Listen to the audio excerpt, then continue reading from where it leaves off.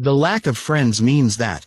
Stoicism, Stoic lesson. If you have looked around lately and realized your circle has grown smaller, quieter, almost empty, you may have felt a sting of shame. You may have asked yourself what is wrong with you. Why does everyone else seem surrounded by people while you sit alone with your thoughts on a Friday night? Today we are going to dismantle that shame completely. Because the ancient Stoics believed something radical about a thin social circle. They believed it was not a curse. It was often a sign of a mind that had outgrown shallow company. This is not a modern problem invented by social media algorithms or dating apps. It is an ancient question philosophers wrestled with long before us, and their answers were far more comforting than the shame our culture assigns to a quiet social calendar. Today we'll walk through what the Stoics believed about friendship, why they treated a small circle as a badge of discernment rather than failure, and how you can apply their thinking starting tonight. Marcus Aurelius ruled an empire and still wrote in his private journal about the emptiness of crowds. Seneca, one of the wealthiest men in Rome, warned his friend Lucilius that mixing with the masses was dangerous to the soul. Epictetus, a former slave who became one of history's greatest teachers, told his students that solitude was not loneliness. It was freedom. These men were not isolated because they failed at life. They were selective because they understood something most people never learn. The quality of your circle determines the quality of your character. Think about the last time you scrolled through old photographs and noticed how many faces from a few years ago no longer appear in your life at all. Coworkers you used to eat lunch with daily. Classmates you swore you would stay close to forever. People you once called your best friends who now feel like strangers you vaguely remember. This is not a personal failure unique to you. This is the natural rhythm of a life in motion. People enter for a season, teach what they came to teach, and then the road forks. Very few relationships are built to last an entire lifetime, and pretending otherwise only sets you up for unnecessary guilt when the natural fork appears. What separates a wasted solitude from a productive one is not the circumstance itself but what you choose to do inside it. Two people can experience the exact same thinning of friendships. One spirals into self-pity, convinced something is fundamentally wrong with them. The other treats the space as raw material, an open canvas finally free of outside noise, and begins building something real. The difference between these two outcomes has nothing to do with luck and everything to do with perspective, and perspective is precisely what Stoic philosophy was built to train. Before we go further, if this channel speaks to something in you, hit that subscribe button right now. Quotes Library exists to bring you timeless wisdom that helps you build a stronger, calmer, more composed version of yourself. Every video is designed to help you master your mind the way the ancients did. So subscribe, and let's begin. Principle 1. Solitude reveals what company conceals. The Stoics understood that a crowded life is often an unexamined life. When you are always with others, you rarely sit still long enough to hear your own thoughts. Every silence gets filled with someone else's opinion. Every doubt gets drowned out by someone else's laughter. Marcus Aurelius, despite commanding legions and governing provinces, made time each night to sit with himself and ask hard questions. What did I do well today? Where did I fail? What should I do differently tomorrow? This kind of reflection is nearly impossible in constant company. When your circle thins, you are handed something rare. Uninterrupted access to your own mind. At first this can feel uncomfortable, even frightening, because so many people have never truly sat with themselves. They have filled every gap with noise, scrolling, group chats, and gatherings that mean little. But discomfort is often the doorway to growth. The Stoics believed that a man who cannot bear his own company has not yet built a self worth keeping company with. Seneca wrote extensively to his friend Lucilius about the difference between being alone and being lonely. Being alone is a physical state. Being lonely is a judgment you place on that state. You can be alone and completely at peace, or surrounded by 100 people and feel utterly abandoned. The lack of friends does not create loneliness. Your interpretation of that lack creates loneliness. Change the interpretation, and the same circumstance becomes a gift instead of a punishment. This is the first shift every Stoic student must make. Stop asking why you are alone, and start asking what this solitude is trying to teach you. Think about the busiest people you know. Are they the wisest people you know? Often the opposite is true. The person constantly surrounded, constantly booked, constantly pinging between social engagements rarely has the bandwidth to examine their own life honestly. They are too busy managing everyone else's expectations of them to notice whether they are living in alignment with their own values. Solitude forces that examination. It sits you down at a table with no one else present and asks you plainly, is this the life you actually want, or the life you fell into while trying to keep everyone else happy? This is why so many Stoic exercises were built around private reflection. Journaling at the end of the day. Reviewing decisions before sleep. Imagining how a wiser man would have handled today's frustrations. None of these exercises require company. In fact, company often interferes with them. A quieter social calendar hands you the exact conditions the ancient philosophers deliberately built into their own routines. What looks like a loss from the outside is often, from the inside, the return of a practice modern life had nearly erased. Principle 2. Not everyone deserves access to you. Epictetus taught that we should treat our character the way a careful merchant treats his finest goods. You do not display your best inventory to every passerby on the street. You do not hand your most valuable possessions to strangers. Yet so many people give away their time, their energy, their secrets, and their trust to anyone who simply shows up. This is why so many friendships collapse under betrayal, gossip, and quiet resentment. The friendship was never built on discernment. It was built on availability. A thinning circle often means you have finally started applying standards. You have stopped mistaking proximity for loyalty. You have stopped confusing shared history with shared values. This is not coldness. This is wisdom. The Stoics were fiercely protective of their inner circle precisely because they knew how much influence company has on character. Epictetus said that if you spend time with someone covered in soot, you will end up covered in soot yourself. Whether you intended it or not, consider how much of your mood, your habits, even your ambitions are shaped by the 5 people you spend the most time with. If those 5 people gossip constantly, you will find yourself gossiping.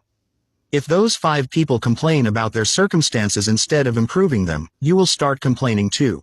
If those 5 people mock ambition and settle for mediocrity, some piece of you will quietly settle as well. Losing friends who pulled you toward mediocrity is not a loss. It is a correction. The universe is simply removing weight so you can finally move faster toward the person you were meant to become. There is a difference worth naming here between cutting people off out of pride and drifting away from people out of growth. The Stoics were never advocates of arrogance. Marcus Aurelius wrote often about humility, about remembering his own flaws, about treating even difficult people with patience. The point is not to view yourself as superior to your old circle. The point is to recognize, honestly and without cruelty, that 2 people can be walking in different directions, and that forcing yourselves to stay side by side often does more damage than simply allowing the paths to separate with respect. Some friendships end loudly, through arguments or betrayal. Others end quietly, through nothing more dramatic than time and diverging priorities. The quiet endings are often harder to process precisely because there is no clear villain, no dramatic moment to point to and say, this is why it ended. It simply faded. The Stoics would tell you that this kind of fading does not require an explanation or a grand goodbye. Some chapters close without ceremony. Your task is not to manufacture closure. Your task is to accept what has already closed and turn your attention toward what still needs building. If this message is resonating with you, take a moment and subscribe to Quotes Library. We release videos like this to help you think clearly, live intentionally, and build the kind of inner strength that does not depend on a crowd. Hit that button, ring the notification bell, and let's continue building. Principle 3. The story of Marcus and the 2 roads. Let me tell you a short story to illustrate this lesson. In the hills outside a small Roman province, there lived a young man named Marcus, no relation to the emperor, simply a farmer's son with an ambitious mind. Marcus had once belonged to a large group of friends in his village, men who drank together every evening, boasted about conquests they never achieved, and mocked anyone who spoke of self-improvement or discipline. For years Marcus stayed in that group because leaving felt impossible. Who would he sit with? Who would laugh at his jokes? Who would remember his birthday? The fear of an empty table kept him seated at a table that was slowly emptying his spirit instead. But Marcus had also begun reading, in secret, the letters of a Stoic philosopher passed to him by a traveling merchant. Each night he read a little more, and each night the words of self-mastery clashed harder against the noise of his old friendships. One evening, Marcus made a decision. He stopped attending the nightly gatherings. His old friends mocked him at first, calling him arrogant, calling him boring, calling him a man who thought he was better than everyone else. For months, Marcus ate his meals alone. He trained alone. He studied alone. The silence was heavy, and there were nights he nearly went back just to escape the ache of isolation. But slowly, something shifted. Marcus began waking earlier. His mind grew sharper. He started a small trade of his own, something he never had the discipline to pursue while drowning in distraction. Within 2 years, other men began approaching him, not to drink, but to ask how he had built what he built. His old friends, still gathered at the same table telling the same stories, watched from a distance as Marcus became a man they no longer recognized. The lack of friends did not destroy Marcus. It built him. There is one detail from the story worth pausing on. Marcus never returned to mock his old friends or prove them wrong out of spite. When one of them, a man named Tullius, finally approached him years later, humbled and asking for guidance, Marcus welcomed him without bitterness. He taught Tullius the same discipline he had taught himself, the early mornings, the careful study, the willingness to sit alone with hard questions. This is the final piece of the lesson. Solitude is not meant to make you cold toward those who once dragged you down. It is meant to make you strong enough to help them, or to walk away from them, with equal grace. The village eventually changed because of Marcus, not through lectures or speeches, but simply through example. Other young men, watching the transformation, began quietly separating themselves from the nightly gatherings as well. Change rarely spreads through argument. It spreads through demonstration. One man choosing solitude over shallow company became the spark that shifted an entire community's habits, one person at a time. Principle 4. Fewer opinions means clearer judgment. Every friend you keep is a voice that will eventually weigh in on your decisions. Should you take that job? Should you leave that relationship? Should you pursue that dream or play it safe? The more voices you allow into your life, the harder it becomes to hear your own. The Stoics valued clarity above almost everything else, because a clouded mind makes poor decisions, and poor decisions compound into a poorly lived life. Seneca warned that the crowd is a dangerous teacher, because it does not reason, it only reacts. When you surround yourself with many people, you inherit their fears, their prejudices, their limited beliefs about what is possible. A large circle often becomes an echo chamber of mediocrity, where ambitious dreams get quietly talked down to safer, smaller versions. Friends with good intentions can still hand you terrible advice, simply because they are afraid for you, or afraid of what your success might mean about their own choices. A smaller circle strips away most of that noise. When only 1 or 2 trusted voices remain, you are far more likely to hear a decision clearly, without the static of a dozen conflicting opinions. This is why so many great thinkers throughout history sought solitude before major decisions. Not because they didn't value people, but because they valued clear thought more. The lack of friends often means you are finally free to think without interference, to weigh choices on their true merit rather than on how they will be perceived by a crowd of onlookers. There is also a quieter danger to constant social input that few people discuss. Every opinion you absorb from a friend, even a well-meaning one, becomes a small weight added to your own internal compass. Over years of accumulating these weights, many people lose the ability to distinguish their own desires from the desires that were simply repeated to them often enough to feel true. A smaller circle slows this accumulation. It gives your compass a chance to recalibrate, to point toward what you actually want rather than what a chorus of voices has convinced you to want. Epictetus taught his students to constantly ask a simple question before accepting any outside opinion. Is this within my control, and does this serve my growth, or does it merely serve the comfort of the person offering it? Many friends, even loving ones, offer advice that serves their own comfort more than your growth. They fear your change because change unsettles the dynamic they have grown used to. A quieter season strips away this subtle interference and lets you finally hear your own answer, uninfluenced by anyone else's fear. Principle 5. Grief is the price of growth. It would be dishonest to pretend that losing friends does not hurt. The Stoics were not men who denied pain. They were men who faced it honestly and refused to let it control them. Marcus Aurelius lost friends, family members, and colleagues throughout his life, and he wrote candidly about grief in his private journal. He did not pretend the ache was not real. He simply refused to let the ache dictate his character. When friendships fade as you grow, whether through outgrowing them, through moving toward different values, or through simple distance, there is a genuine mourning that happens. You are allowed to feel that. Suppressing grief does not make you stoic. It makes you numb. True Stoic practice is not the absence of feeling, but the refusal to be ruled by feeling. You can grieve the loss of a friendship while still recognizing that the loss served a purpose in your development.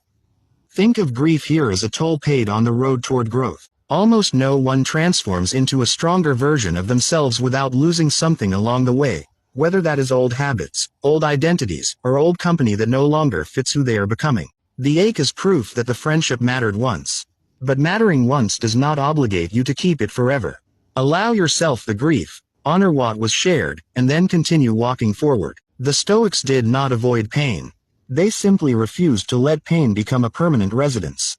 There is a practical Stoic exercise for processing this kind of grief, one that Marcus Aurelius returned to often. He would remind himself that everything in life is on loan, borrowed briefly and destined to return to nature eventually.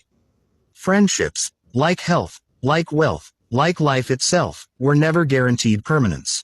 Understanding this in advance does not remove the pain of loss, but it softens the shock of it. You stop treating every ending as a betrayal by the universe and start treating it as an expected feature of a life fully lived. This reframing takes practice. It is not something you achieve in a single afternoon of reading. It is built through repetition, through consciously reminding yourself, each time a friendship fades, that impermanence was always the deal you signed up for the moment you allowed yourself to care about another person. The Stoics did not see this as pessimism.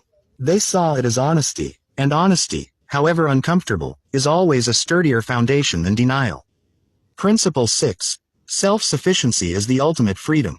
Epictetus taught that true freedom comes from needing as little as possible from the external world. This applies to possessions, to status, and just as powerfully to social approval.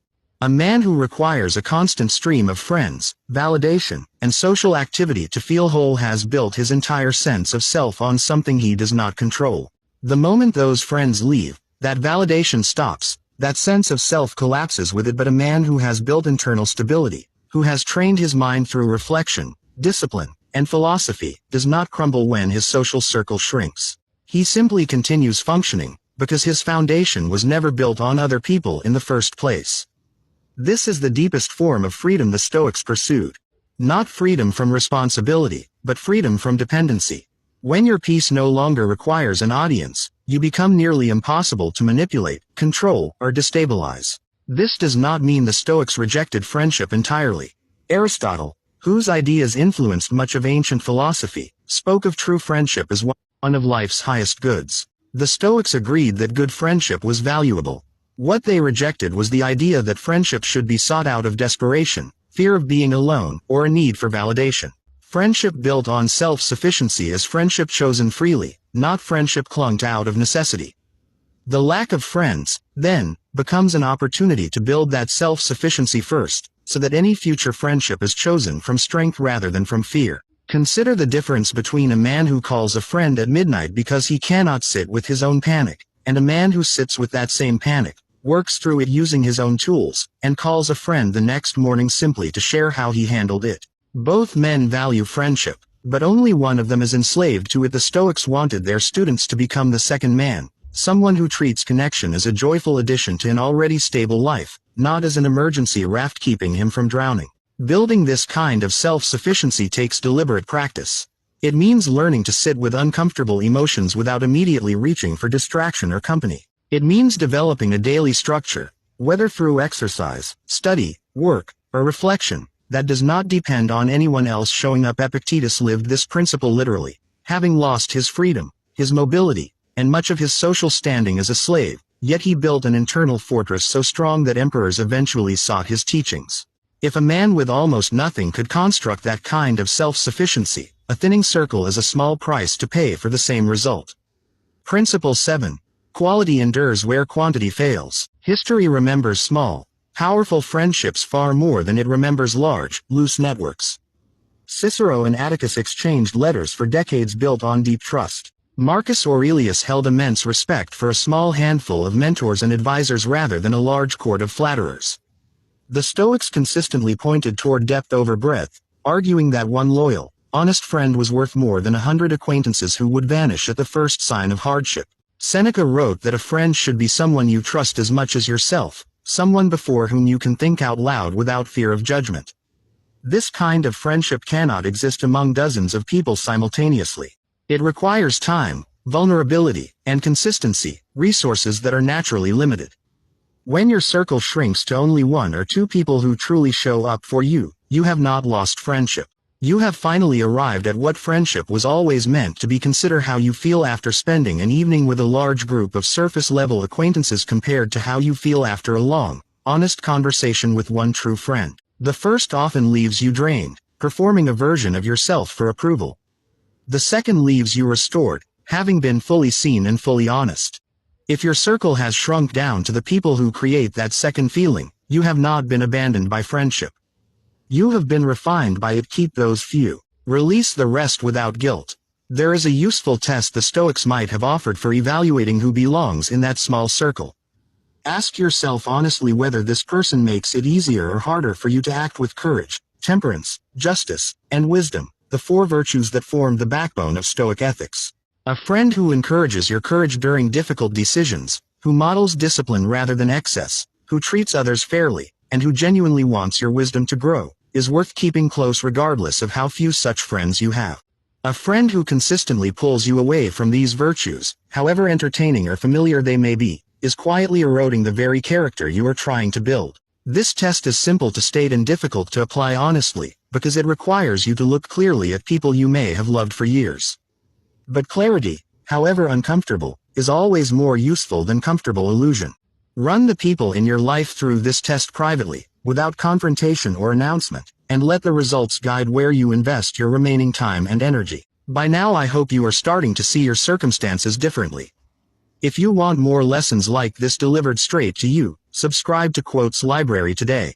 This channel is built for people who are done accepting shallow explanations for their struggles and want real philosophical tools to build a stronger life. Subscribe now so you never miss a lesson. Principle 8. Silence builds what applause cannot. There is a certain kind of strength that can only be built away from an audience. When no one is watching, when no one is clapping, when no one is offering encouragement, you learn whether your discipline is real or performed. The Stoics valued this hidden work enormously. Marcus Aurelius wrote his private reflections with no expectation that anyone would ever read them. He was not writing for applause. He was writing to become a better man. A shrinking social circle removes the audience. No more constant feedback. No more instant reactions to your choices, no more validation loop keeping you tethered to other people's opinions of your progress. At first this silence feels like a void. Over time, it becomes a forge. Because without applause, you are forced to build a definition of success that comes entirely from within. You start setting standards for yourself that have nothing to do with impressing anyone else. This is precisely how the greatest transformations happen. Not in crowded rooms, but in quiet ones. Not through group validation, but through private discipline repeated so many times that it becomes identity. If your circle has thinned and the silence feels uncomfortable, understand that this discomfort is doing exactly what it is supposed to do. It is stripping away your dependence on external approval and replacing it with something far sturdier. A sense of worth that does not require witnesses. Athletes who train for the biggest competitions of their lives rarely do their most important work in front of a crowd. The crowd shows up on the day of the event, but the years of preparation happen in empty gyms, on quiet tracks, in early mornings before anyone else is awake. Character works the same way. The version of you that eventually shows up strong, composed, and capable when it matters was not built during the applause. It was built in all the unseen hours before it. A quiet season without friends surrounding you is simply more of that unseen training time, and the discipline built there will show itself later, when it counts. Principle 9. Betrayal teaches discernment faster than loyalty ever could. It is a hard truth, but often the friendships that end teach us more than the ones that last. Betrayal, gossip, or quiet abandonment during hardship can feel devastating in the moment, but they carry a lesson loyalty rarely teaches as sharply. They teach you exactly what to look for, and exactly what to avoid, in every relationship going forward. Seneca himself experienced political betrayal throughout his life in Rome's dangerous court, and rather than becoming bitter, he used those experiences to refine his understanding of true character. When someone reveals their true nature through betrayal, the Stoics would argue you have not lost a friend. You have gained information. Painful information, certainly, but valuable information nonetheless. You now know what disloyalty looks like up close. You now know the early warning signs you missed the first time. This knowledge becomes armor for every future relationship you build. The lack of friends that follows a betrayal is not emptiness. It is a classroom, teaching you how to choose more wisely next time. Rather than closing yourself off entirely after betrayal, which many people do out of fear, the Stoic path asks you to extract the lesson while keeping your heart open to future connection. Bitterness only punishes you twice, once through the original betrayal and again through the years of guardedness that follow. Learn the lesson, sharpen your discernment, and remain open to the rare few who prove themselves worthy of the trust the others squandered. It helps to remember that betrayal often says more about the person who betrayed you than it says about you. People act from their own fears, insecurities, and unresolved wounds far more often than they act from any true judgment about your worth. A friend who gossips about you likely gossips about everyone, using it as a way to feel important. A friend who abandons you during hardship likely struggles with hardship in their own life and simply lacks the capacity to hold space for yours.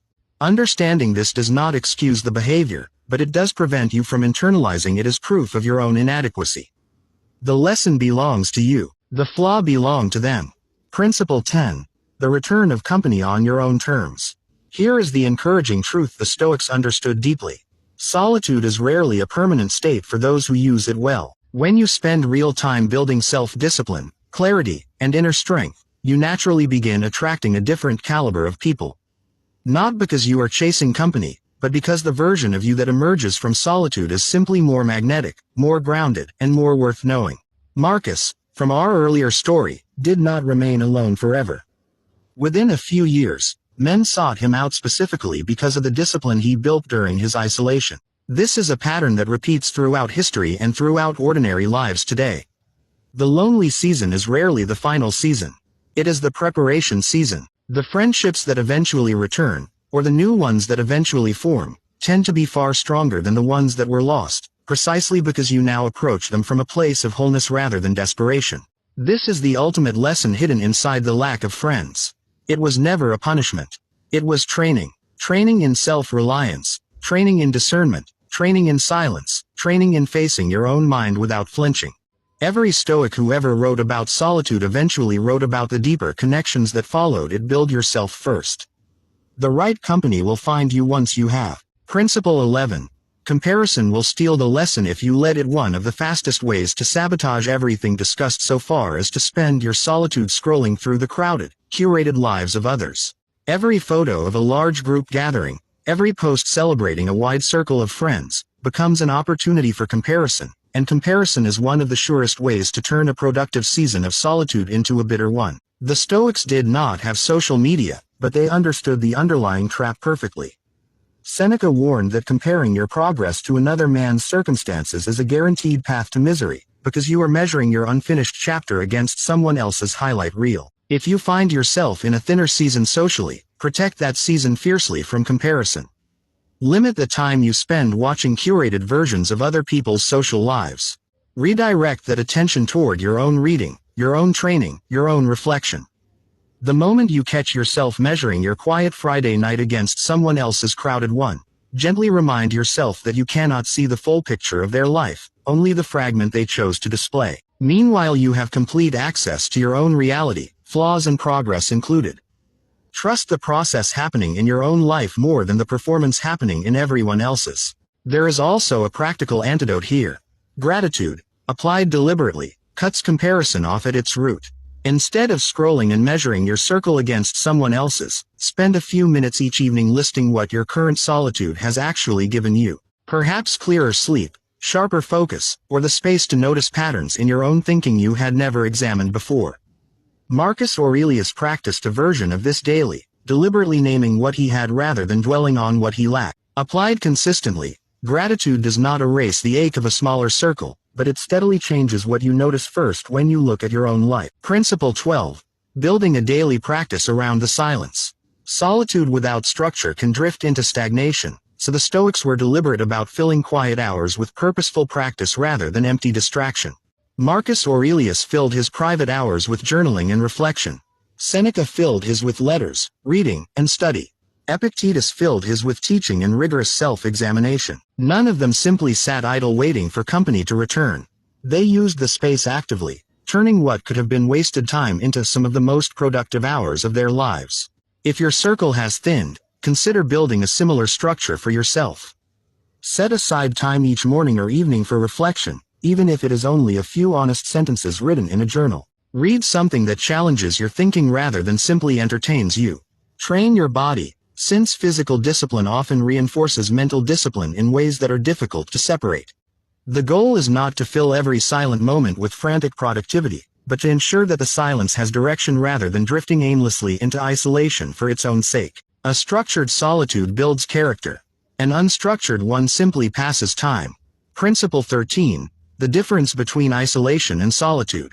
It is worth drawing a sharp line here, because the two words are often used interchangeably despite meaning very different things. Isolation is something that happens to you, often against your will, closing you off from the world in a way that breeds bitterness and despair. Solitude is something you choose, a deliberate turning inward that produces clarity and strength. The external circumstance can look identical from the outside: an empty house, a quiet weekend, a phone that does not ring, yet the internal experience is entirely different depending on which one you are living through. The Stoics believed the transformation from isolation into solitude happens through intention. The moment you stop treating your quiet season as something being done to you, and start treating it as something you are actively using, the entire emotional texture of the experience shifts. This is not a denial of real hardship. Genuine isolation, especially when it stems from circumstances outside your control such as illness, relocation, or loss, deserves compassion rather than a forced refrain. But for the vast majority of people whose circles have simply thinned through growth, through raised standards, or through natural drift, the path back to solitude rather than isolation is available the moment they choose to walk it. Ask yourself honestly which one you are currently living in. If it is isolation, be gentle with yourself, and consider reaching out to a professional or a trusted voice if the weight feels too heavy to carry alone. If it is solitude, even if it does not feel comfortable yet, trust that the discomfort is doing exactly what discomfort is meant to do, preparing you for a stronger chapter ahead. Conclusion. Keep walking the path alone if you must. If you are sitting with a quiet phone and an empty calendar tonight, understand that you are not broken. You are not unlikable. You are not destined for permanent isolation. You may simply be in the exact season the ancient Stoics described so often, a season stripped of noise so that something stronger can be built underneath. Marcus Aurelius, Seneca, and Epictetus did not fear this season. They welcomed it, because they knew what it produced. Use this time. Read. Train your body. Train your mind. Build the discipline that a crowded life would never have allowed you to build. Let the silence teach you what applause never could. And when the right people eventually arrive, and they will, you will recognize them instantly, because you will no longer be searching for company out of fear. You will be choosing it out of strength. Before you go, subscribe to Quotes Library so you never miss the next lesson. This channel exists to help you turn ancient wisdom into modern strength, one video at a time.